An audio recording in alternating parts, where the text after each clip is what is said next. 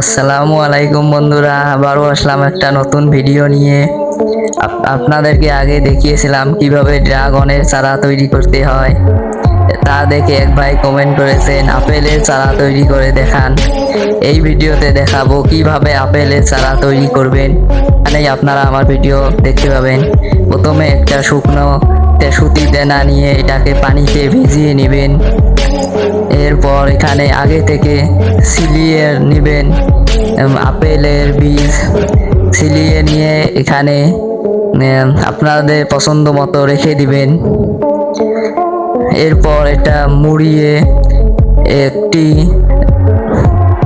বন্ধ বয়াম অথবা কোনো কিছুতে রেখে দিবেন।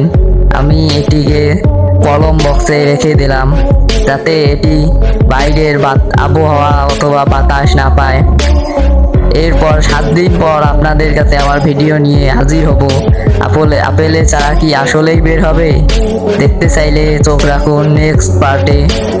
আশা করি আপেলের চারা বের হবে। আপনাদের কাছে এখানে ভিডিও শেষ করছি। ভিডিও আবার নিয়ে আসবো নেক্সট পার্টে।